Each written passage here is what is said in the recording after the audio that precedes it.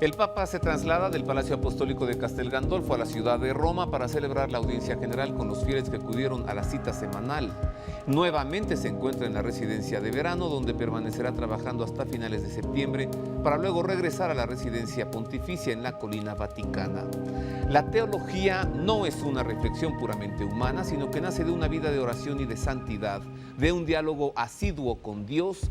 Esto lo afirma Benedicto XVI durante la audiencia general celebrada el pasado miércoles en el aula Paulo VI del Vaticano, refiriéndose durante su tradicional catequesis semanal a San Gregorio Nacianceno. La guerra de Gog y Magog, profetizada por Ezequiel, es el presagio inmediato de que la gran tribulación está por comenzar y de que la parusía está más cerca que nunca. El triunfo de Dios sobre la rebelión del mal tomará la forma de juicio final después de la última sacudida cósmica de este mundo que pasa, y después de la gran tribulación, Jesucristo restaurará lo que parecía perdido, llevando a cumplimiento su plan de salvación sobre los hombres. Hablaré de estos temas escatológicos y apocalípticos con José Alberto Villasana en el estudio y sus más recientes investigaciones sobre la relación estrecha entre Israel y el fin de los tiempos. Esto y más hoy en El Pulso de la Fe. Quédese con nosotros.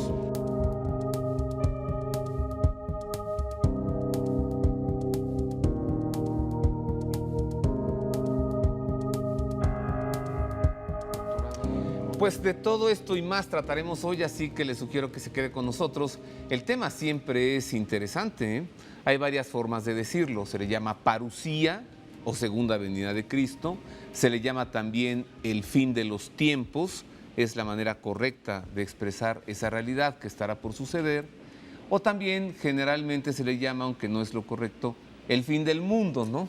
Y no es que vaya a haber un fin del mundo, más bien un fin de los tiempos como los conocemos, los tiempos que vivimos. De esto hablaremos, pues. Tendré en esta mesa la siempre grata y sabia presencia de José Alberto Villasana, licenciatura en Teología por la Universidad Gregoriana de Roma, y él ha obtenido en 3 ocasiones diversas el Premio Nacional de Periodismo. En una de estas ocasiones por su trabajo de investigación en torno al atentado a las Torres Gemelas en Nueva York el 11 de septiembre. Ha escrito varios libros, es analista político, es comentarista de temas internacionales y además es un gran estudioso del tema de del fin de los tiempos, temas escatológicos y apocalípticos. José Alberto, bienvenido. Roberto, muchas gracias. Gracias a ti. ¿Por qué será que cuando se habla de fin de los tiempos hay quien escucha fin del mundo? ¿A qué obedecerá esa confusión? Bueno, pues obedece a 2 razones. Históricamente a raíz de una mala interpretación que hace San Agustín en el libro de la Ciudad de Dios sobre el tema precisamente de los últimos tiempos, tratando de combatir a una herejía, la herejía de Cerinto. Él se va a una interpretación totalmente materialista, espiritualizada del tema del Apocalipsis, y a partir de ahí, digamos, la Iglesia toma esa visión. Y en segundo lugar, a que realmente existe una ignorancia en general respecto a este tema de los últimos tiempos. Entonces, cuando uno escucha esto, pues se imagina inmediatamente el fin del mundo. Sí. Cosa que no es así. Es decir, en las Escrituras, los últimos tiempos es el periodo que va desde que se reunifica el pueblo de Israel en Palestina, hecho que fue profetizado por el profeta Ezequiel y que sucede en el año de 1948, hasta el momento, digamos, en que se da la parusía. La segunda venida de Cristo. La segunda venida de Cristo. Todo este tiempo que estamos viviendo desde 1948 son los últimos tiempos. Los últimos tiempos de estos, es decir, del tiempo de los gentiles, del tiempo de la Iglesia. Posteriormente a la parusía, al segundo retorno de Cristo, a la venida de Cristo, viene lo que son ya los tiempos mesiánicos propiamente, es decir, de la realización del reino de Dios en la tierra, que, según San Juan, dura 1000 años. Puede ser esos 1000 años físicos o puede ser una manera de significar periodo de tiempo largo. Hasta después de ese periodo del reino de Dios, en la tierra, viene ya lo que es propiamente el fin del mundo y el juicio universal. A ver, pero ya usaste el término fin del mundo. Exactamente. Parece como si el fin del mundo fuera el planeta se va a acabar. Sí, eso sucederá, pero hasta el final de este largo periodo que inicia la parusía. Entonces, ¿el destino de la humanidad es su destrucción, su desaparición? Primero su renovación, es decir, la renovación de la civilización actual, de una purificación previa al retorno de Cristo. Y esa purificación previa, que es el tiempo que estamos viviendo, inmediatamente antes de esa parusía hay 7 años que se le llama la 70 semana de Daniel o la gran tribulación.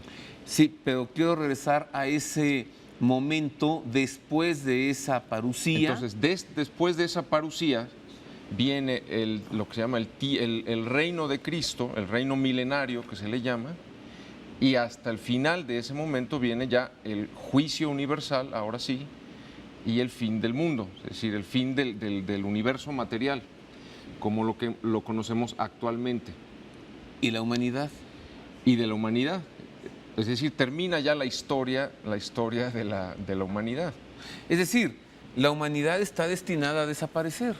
Está destinada, no está destinada a desaparecer. El ser humano pervive, pero ya en una condición de cielo o de condenación, también física. Pero el universo como tal tuvo un inicio y tendrá un fin. Este universo material. Ahora, ese fin al que nos estamos refiriendo no es del que hablamos cuando se trata el tema de los últimos tiempos. Bueno, regresemos muchos años, regresemos muchos tiempos, pero antes debo hacer una aclaración. Hay quien se estará preguntando en este momento en nuestro amable público, ¿cómo es posible que este señor José Alberto Villasana sepa estas cosas cuando en el Evangelio se le pregunta a Jesucristo, dinos cuándo sucederá esto, después de que él pronuncia su discurso escatológico, lo que habrá de suceder, y él responde, esto no lo sabe nadie, ni siquiera yo, solo lo sabe el Padre. Exactamente. Aclaremos eso para que nuestro público esté tranquilo y que vea que esto es una manera seria de presentarlo, pues las investigaciones de José Alberto Villasana tienen todas fundamentación escriturística. Sí, efectivamente, como el mismo Jesucristo lo dijo, ni él mismo sabe las fechas. O sabía, ¿no? Es decir, las fechas no sabemos cuándo se van a dar. Sabemos que en este momento estamos viviendo los últimos tiempos, porque, repito, después de la dispersión del pueblo judío, que se da en el año 70, cuando el emperador Flavio Tito Vespasiano destruye el templo, destruye Jerusalén y se van a la diáspora los judíos, dice el profeta Ezequiel que después de esa dispersión, dice, en los últimos tiempos volveré a reunir a mi pueblo en la tierra prometida. Eso ya sucedió, repito, en el 15 de mayo de 1948. Entonces, a partir de ahí se inician los últimos tiempos. Entonces, falta por saber cuándo comienza la gran tribulación, los 7 años de la gran tribulación. Háblanos la de esto. Fecha no se puede saber, pero lo que sí se puede saber es que una vez que comience, ya inmediatamente se va a poder calcular la secuencia del resto de acontecimientos, porque eso sí están claramente determinados con número de días. ¿Qué es la gran tribulación? Bueno, la gran tribulación es el periodo de prueba, de purificación de la humanidad previo a la parusía, previo al retorno de Cristo. Una depuración. Perdón por la expresión, una especie de limpieza étnica, ¿no? Pues sí, realmente no étnica, es decir... Sí, que queden los buenos, así está, ¿no? En la Escritura. Vengan aquí benditos de mi Padre y ustedes cabritos, así en diminutivo, ¿no? A la guena, al fuego eterno. Sí. Pero bueno, étnica en el sentido espiritual, ¿no? Claro, porque una depuración espiritual. La persona humana, cualquier ser humano se va a encontrar ante la disyuntiva de optar entre el bien o el mal. Claramente, es decir, no va a haber medianías, no va a haber incertezas, va a haber una radicalización. O estás conmigo o estás contra mí. Esa opción, digamos, por Dios, va a ser a precio de grandes sacrificios, de grandes pruebas. Durante la llamada Gran Tribulación. Durante esa Gran Tribulación, que son los 7 años que coinciden con el gobierno mundial del Anticristo. Es decir, en esos 7 años la humanidad está sometida a un gobierno forzado, impuesto, ateo, es decir, y beligerante, y sobre todo en la segunda mitad, es decir, en los 3 años y medio últimos, es donde ya sobre todo hay una persecución muy fuerte. Aparte de otras pruebas como es la guerra, el hambre, el colapso financiero y otra serie de cosas que ponen a la persona en una situación de disyuntiva. Y todo centrado en el tema de Dios, en el tema religioso. Y eso, ¿por qué?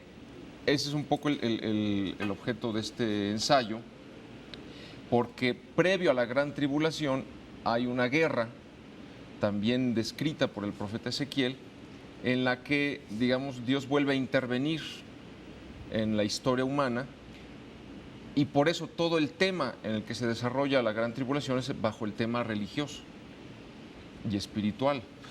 Es a lo que el catecismo de la Iglesia Católica le llama que se vivirá una impostura religiosa. Efectivamente. ¿Qué entiendes por ese término, impostura religiosa? Bueno, esto de la impostura es interesante porque cuando se habla del anticristo, normalmente se piensa en un personaje, no sé, violento, como Nerón, Hitler, en fin, se lo han identificado con ese tipo de personajes violentos, y no es así. Es decir, la acepción del término anticristo es doble: o el que está contra Cristo o el que suplanta a Cristo. Y este segundo es el sentido en el que San Juan describe a este personaje, es decir, este personaje se va a hacer pasar por alguien que promueve la paz, que promueve el bienestar económico, que soluciona los problemas humanos, y entonces en ese sentido está suplantando a Cristo, está haciéndose pasar por eso. Es una persona de paz, un estadista, es un líder carismático, es alguien que soluciona los problemas humanos. Como una especie de mesianismo alterno, como un nuevo Mesías, un Mesías novedoso. Exactamente, de suyo, sobre todo el pueblo de Israel, por lo que pasa antes, por esta guerra de Gog y Magog. No, ahorita nos hablas de eso. Por lo que sucede antes de que empiece la Gran Tribulación, los judíos lo toman como el Mesías, ¿no? Y viene el engaño, es decir, porque creen que el líder derrotado, que es la cuarta bestia de Daniel, o el anticristo. No, perdón, el líder derrotado en esta guerra de Gog y Magog, los judíos creen que fue la cuarta bestia derrotada del profeta Daniel, cuando en realidad no es así, cuando en realidad este personaje es la cuarta bestia, es decir, el anticristo, ¿no? Y hasta 7 años después es cuando viene el verdadero Mesías, a derrotarlo, de hecho. A ver, necesitamos que nos hables muy claramente sobre esta guerra de Gog y Magog. Esto veámoslo más adelante.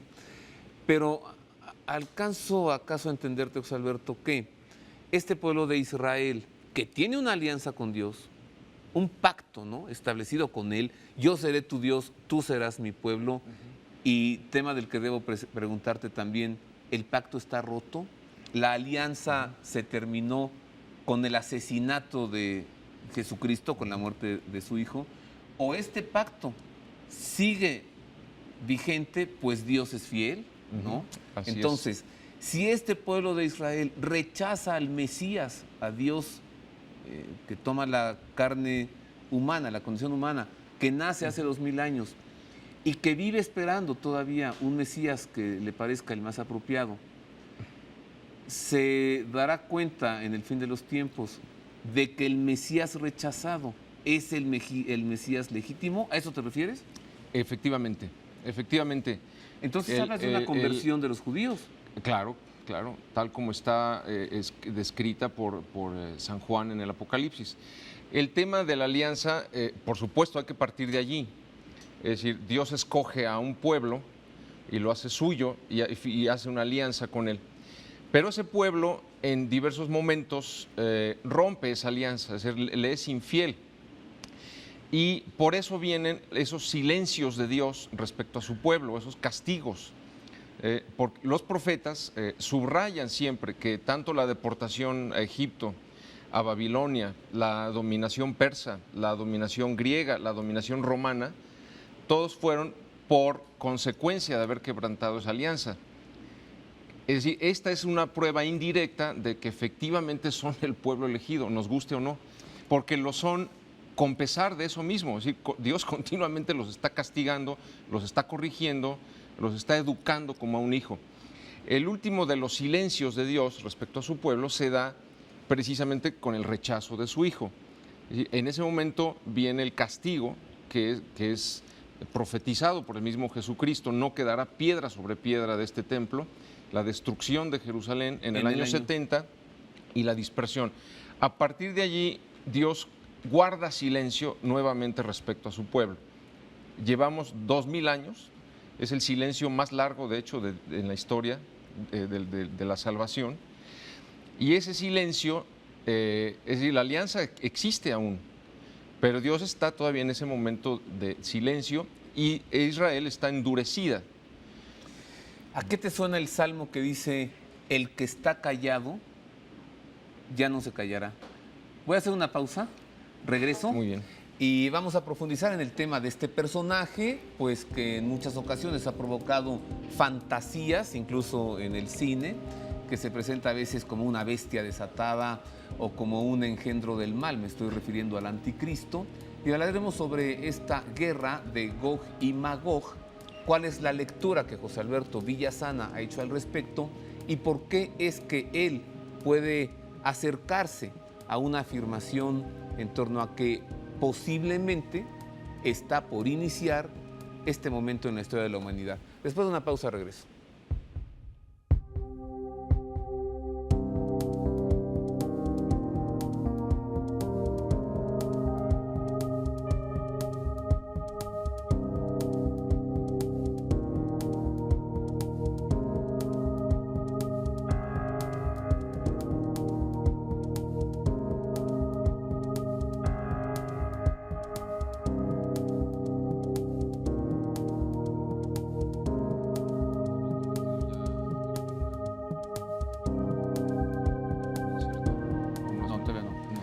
Continuamos en Más del Pulso de la Fe. Estamos hablando sobre el fin de los tiempos, concretamente de manera centrada, y enseguida iniciaremos ya la plática en este sentido, en que este reloj de la humanidad, esta especie de cronómetro que está echado a andar y que en qué momento, una cosa que no se sabe, el tiempo, nadie sabe la fecha ni la hora, como dice en el Evangelio claramente Jesús, está relacionado este cronómetro o este reloj con el pueblo de Israel, es decir, Israel y los últimos tiempos.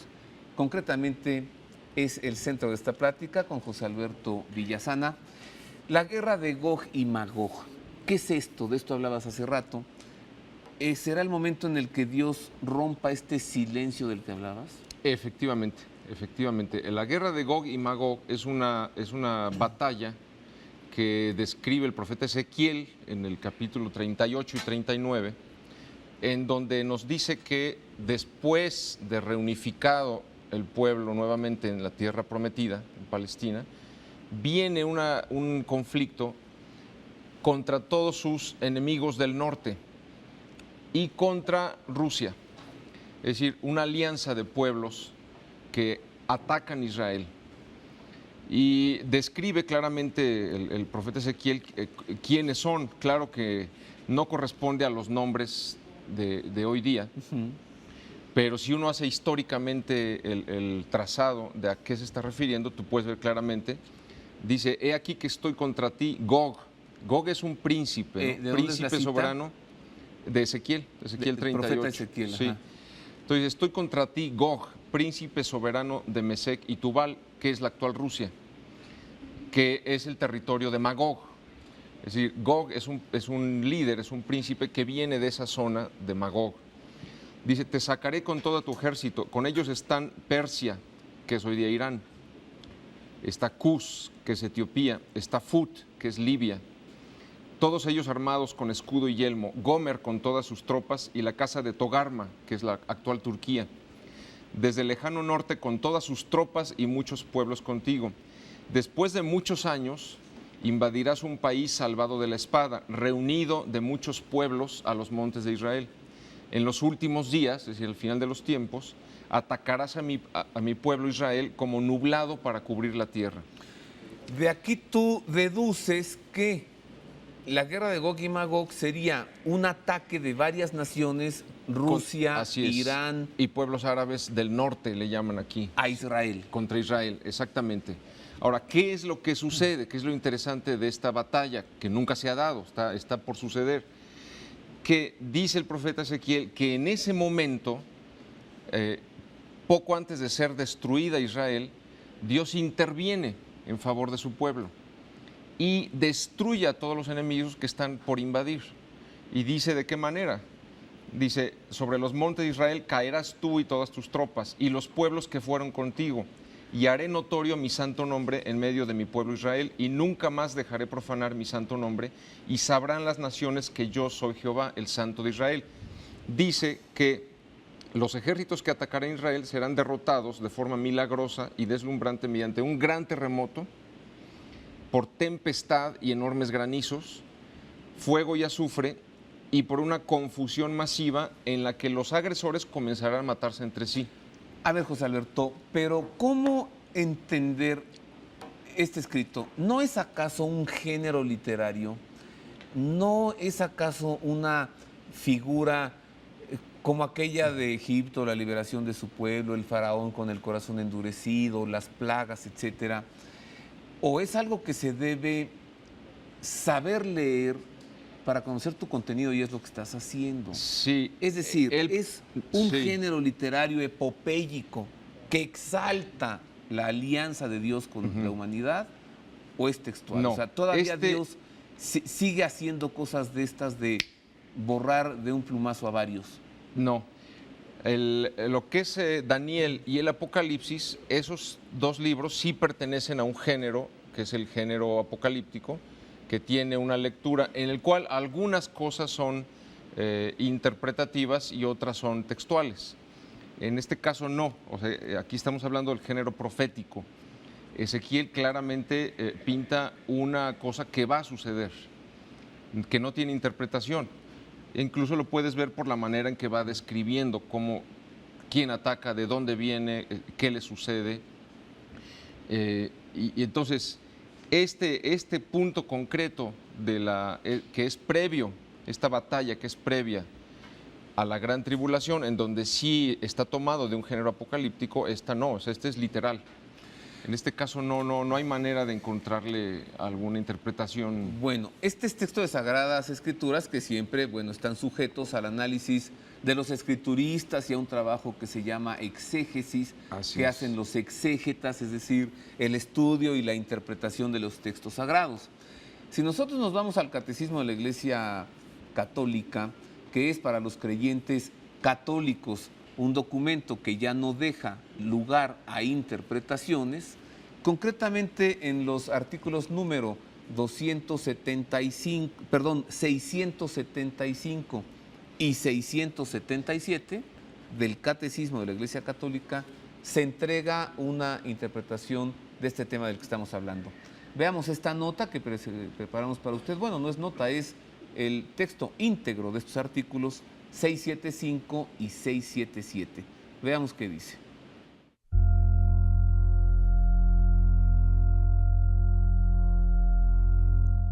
Antes del advenimiento de Cristo, la Iglesia deberá pasar por una prueba final que sacudirá la fe de numerosos creyentes. La persecución que acompaña a su peregrinación sobre la tierra desvelará el misterio de iniquidad bajo la forma de una impostura religiosa que proporcionará a los hombres una solución aparente a sus problemas mediante el precio de la apostasía de la verdad.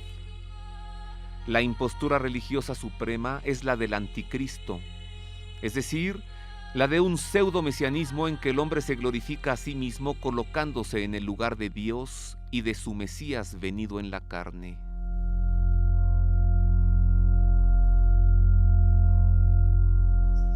La Iglesia solo entrará en la gloria del reino a través de esta última Pascua, en la que seguirá a su Señor en su muerte y su resurrección. El reino no se realizará, por tanto, mediante un triunfo histórico de la Iglesia en forma de un proceso creciente, sino por una victoria de Dios sobre el último desencadenamiento del mal que hará descender desde el cielo a su esposa. El triunfo de Dios sobre la rebelión del mal tomará la forma de juicio final después de la última sacudida cósmica de este mundo que pasa.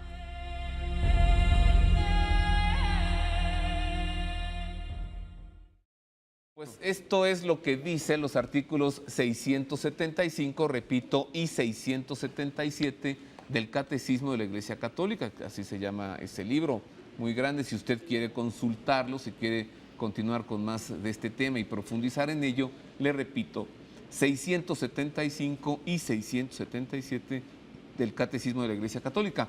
Este tema, José Alberto, lo que explica el Catecismo sobre esta impostura religiosa, incluso menciona ya el término anticristo, me lleva a preguntarte más sobre este personaje, al que muchas veces se le ha interpretado con César Nerón, o con Adolfo Hitler, o con Napoleón, pero nos decías, ¿no? ¿No será un belicoso? Bueno, en primer lugar, hay que subrayar que este personaje no ha existido, es decir, las acciones que realiza el anticristo no las ha realizado nadie en la historia.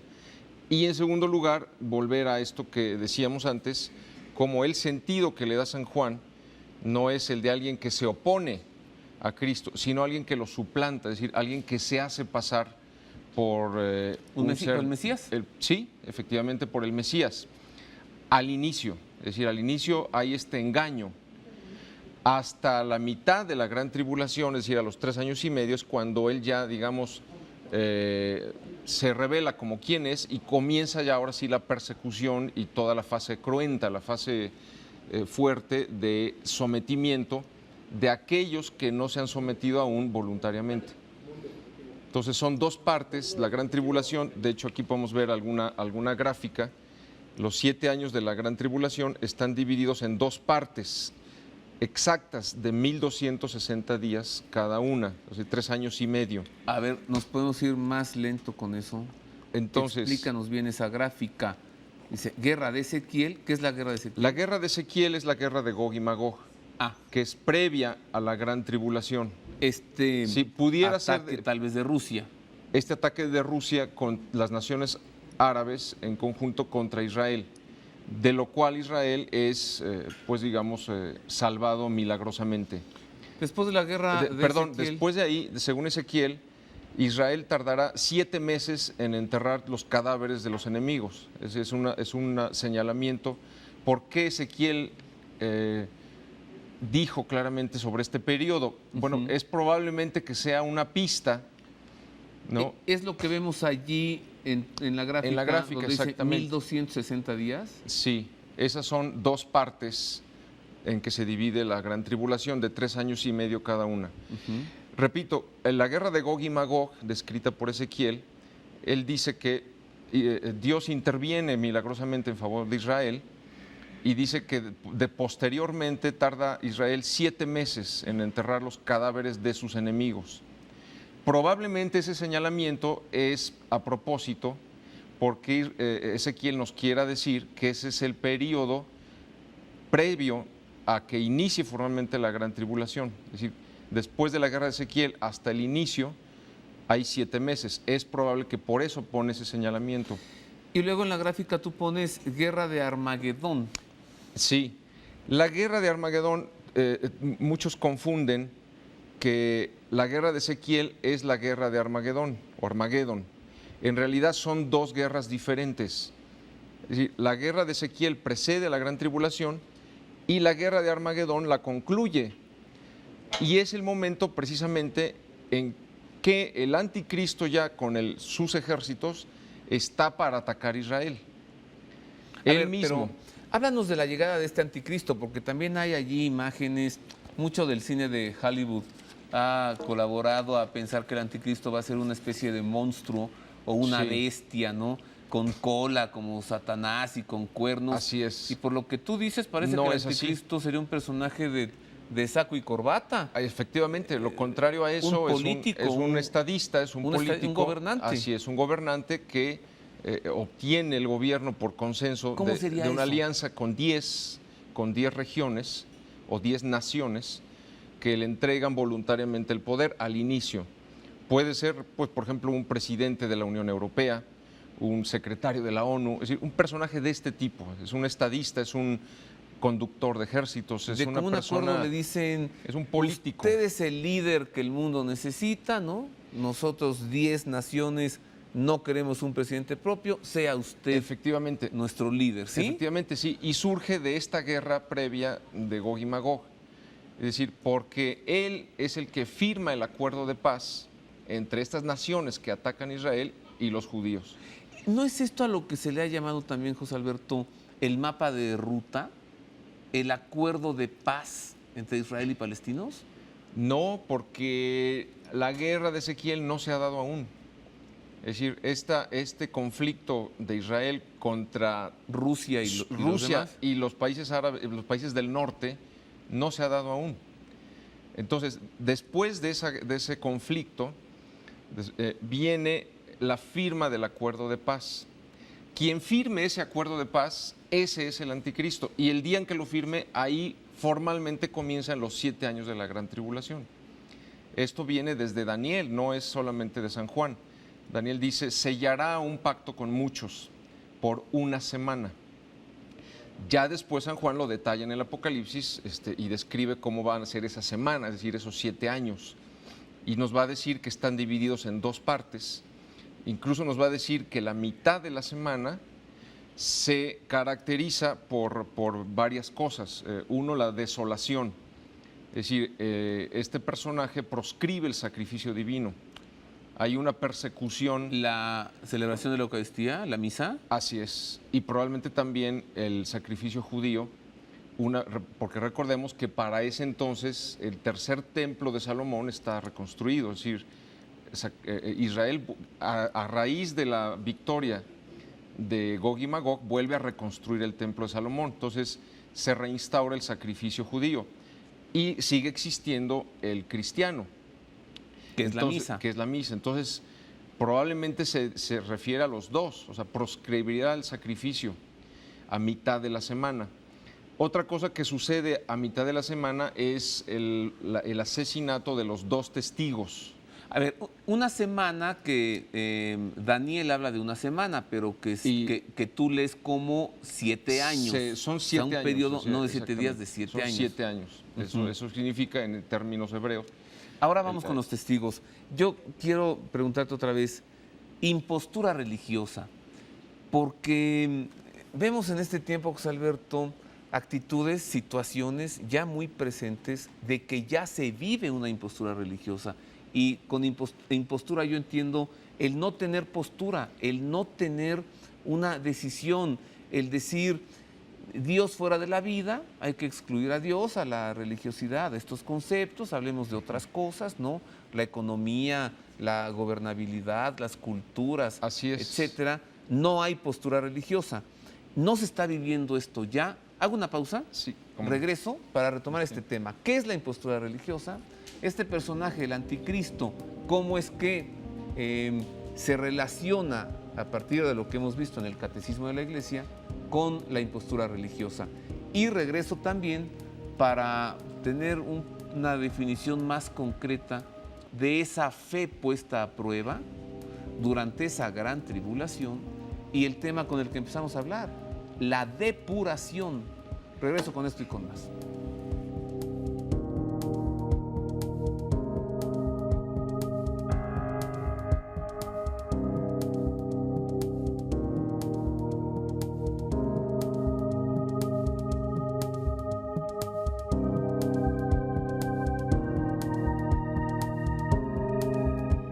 Grutas Vaticanas, 8 de octubre de 1980. La emoción de Juan Pablo II, viviendo un momento intensamente emotivo y cargado de recuerdos, que nos lleva a la historia orgullosa y sufrida de una gran nación europea, Hungría. A ella está dedicada la capilla que inauguró el Papa precisamente en aquella fecha. El acontecimiento, siempre según sus palabras, asume el claro significado de un sello y de un testimonio permanente, que transfigurados por el sugestivo poder del arte, señalan a las generaciones presentes y futuras el constante llamamiento de los momentos históricos, siempre vivos en la conciencia nacional y unidos a los ideales profundos de un pueblo cuya conversión a Cristo coincide con el comienzo de su civilización. Entremos, pues, a la Capilla Magna Domina Hungarorum. Estamos en las Grutas Vaticanas, dentro de la capilla conocida como húngara, una capilla que se encuentra exactamente detrás de la capilla que contiene la tumba de Pablo VI.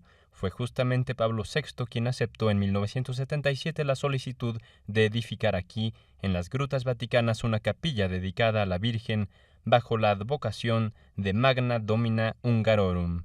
El Papa acogió esta solicitud con benevolencia, renovando así una tradición muy antigua, pues se sabe que pocos años después del año 1000, ya el Papa Silvestre II había concedido a San Esteban, rey de Hungría, la posibilidad de construir la capilla en la antigua basílica cerca de la tumba del príncipe de los apóstoles.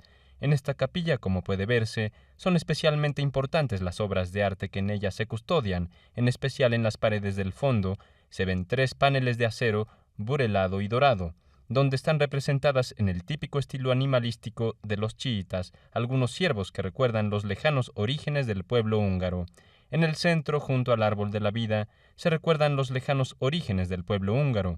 En el centro, junto al árbol de la vida, se ve la imagen de la Virgen, con un manto de acero plateado, y frente al altar hay una imagen en tamaño natural que representa a San Esteban, rey de Hungría.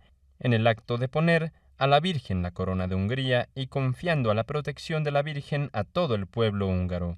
En la pared opuesta, en la pared del fondo de la capilla, hay un bajorrelieve en bronce de forma oval, dividido artísticamente en 4 sectores por una cruz. A la izquierda se ve a Pablo VI, que entrega una maqueta de esta capilla al cardenal de Hungría, László Lékai, mientras que a la derecha se ve la capilla ya terminada y el cardenal húngaro, que entrega la maqueta de la capilla construida al Papa. El Papa es Juan Pablo II. Otra cosa especial e importante para resaltar en esta capilla son estos relieves que yo calificaría de maravillosos, realizados en alabastro veteado, que representan santos y beatos húngaros, o bien santos y beatos unidos de cualquier manera a la vida del pueblo húngaro, y que están representados en estos 20 paneles casi como una especie de procesión que se dirige hacia la Virgen representada detrás del altar. El altar, como el ambón y todo el equipamiento litúrgico de esta capilla, lo constituyen elementos de los maestros Cosmati, reutilizados y procedentes de monumentos importantes de la antigua basílica.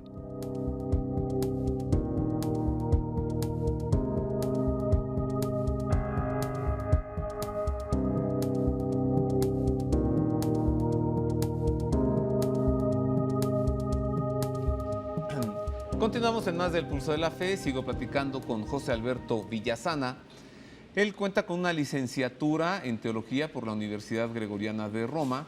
Es periodista, ha ganado en 3 ocasiones, en 3 años, el Premio Nacional de Periodismo, uno de ellos por su trabajo de investigación en torno al 11 de septiembre, el atentado a las Torres Gemelas.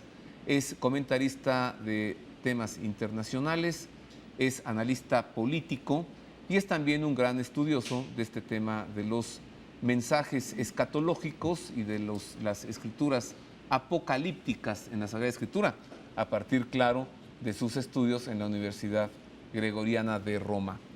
Continuamos entonces, José Alberto. Impostura religiosa.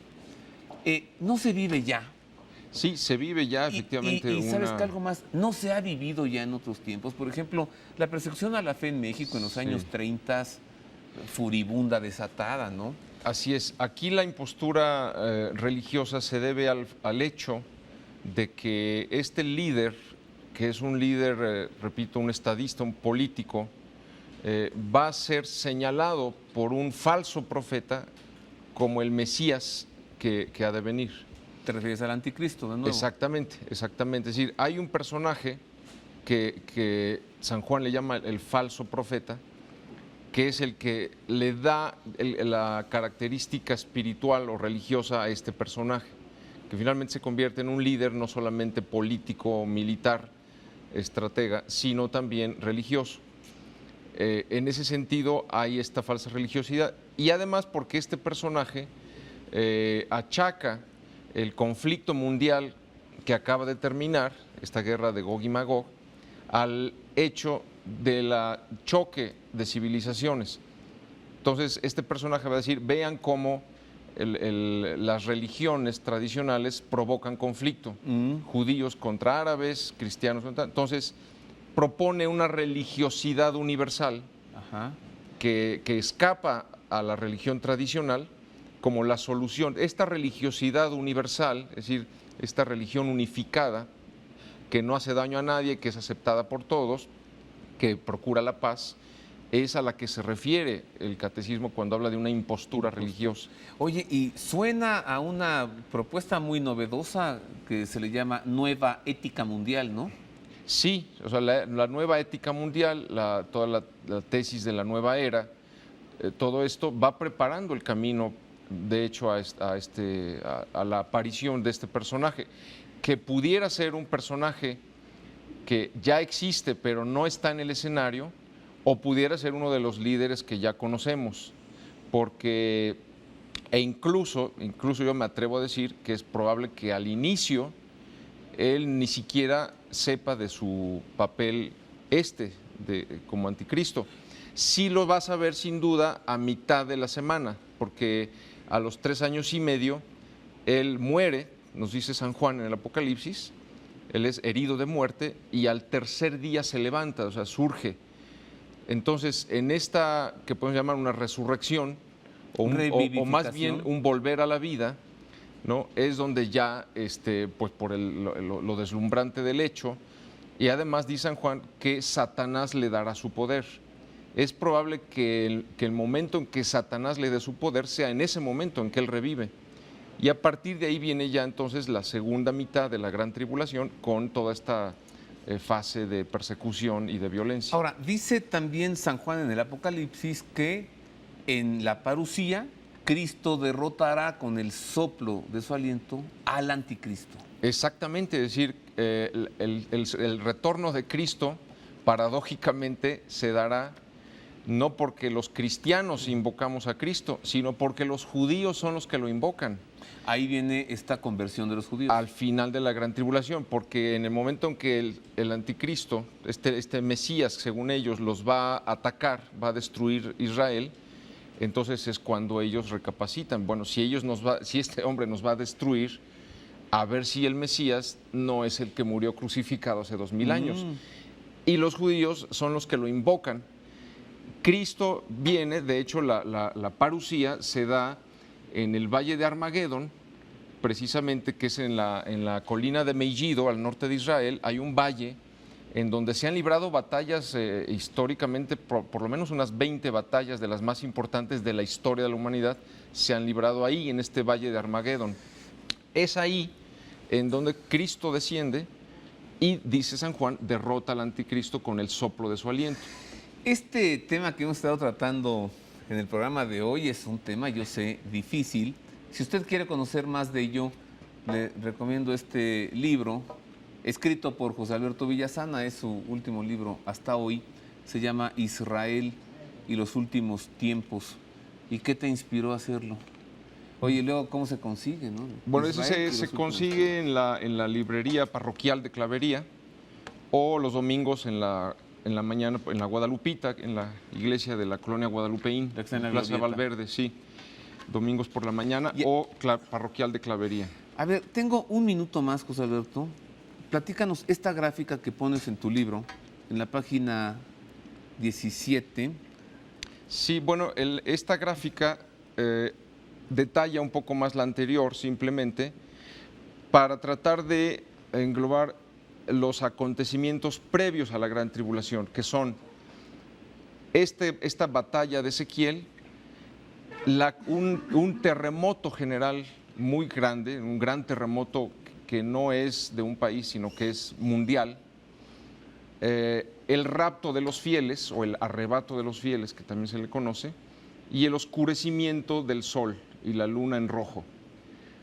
Esos acontecimientos son narrados parte por Joel, parte por el Apocalipsis, y son previos al inicio de la gran tribulación.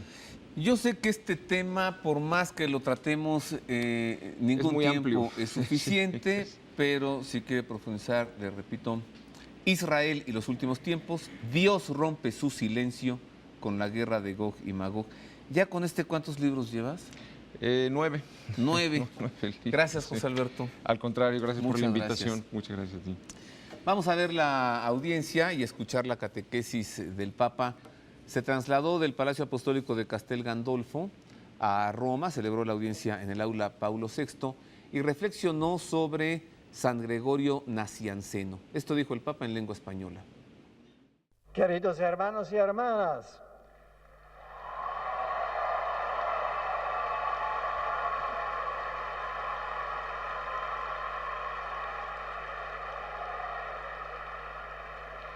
San Gregorio Nacianceno, padre de la Iglesia del siglo IV, fue un ilustre teólogo, orador y defensor de la fe cristiana. De noble familia, poco después de su bautismo, Gregorio se orientó hacia la vida monástica. Le fascinaba la soledad, la meditación filosófica y espiritual. En el año 381, mientras participaba en el Segundo Concilio Ecuménico, fue nombrado obispo de Constantinopla, asumiendo la presidencia del concilio. Pero inmediatamente, al levantarse una fuerte oposición contra él, tuvo que dimitir. Volvió a Nacianzo y durante 2 años dirigió aquella comunidad cristiana. Después se retiró definitivamente en soledad hasta su muerte, dedicándose al estudio, a la vida ascética. San Gregorio, llamado también el teólogo, afirma que la teología no es una reflexión puramente humana, sino que nace de una vida de oración y de santidad, de un diálogo asiduo con Dios. En el silencio contemplativo, entregido de estupor ante las maravillas del misterio revelado, el alma descubre la belleza y la gloria divina. Il Papa ora saluta cordialmente tutti i visitatori di lingua spagnola e in particolar modo ecco i gruppi che il Papa saluta con calore.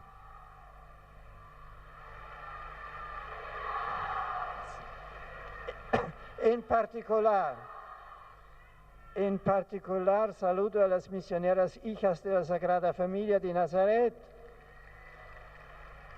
que celebran su capítulo general, a los seminaristas de la diócesis de Granada, así como a los distintos grupos venidos de España, México y de otros países latinoamericanos. Che il vostro pellegrinaggio alla tomba degli apostoli Pietro e Paolo fortifichi la vostra fede e accresca in voi l'amore per la Chiesa. Grazie per la vostra visita. Gracias por vuestra visita.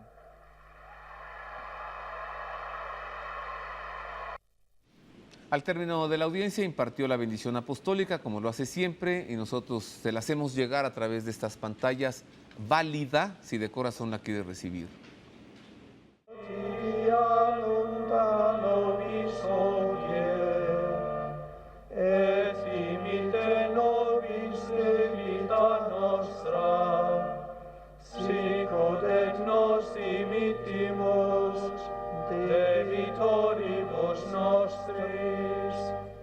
Et ne nos inducas in tentatione, sed libera nos a malo.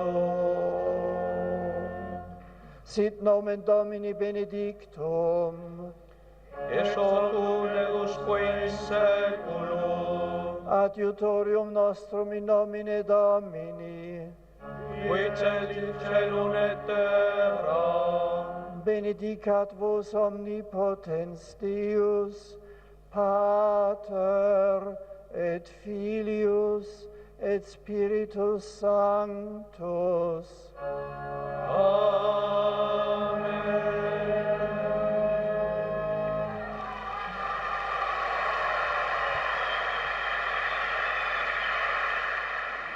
Y así llegamos por ahora al final del Pulso de la Fe. Agradezco mucho que haya estado con nosotros. A nombre de mis compañeros, el staff técnico y el equipo de producción, le esperamos la próxima semana. Y mientras tanto, le deseamos que se la pase muy bien, que tenga una feliz semana. Gracias.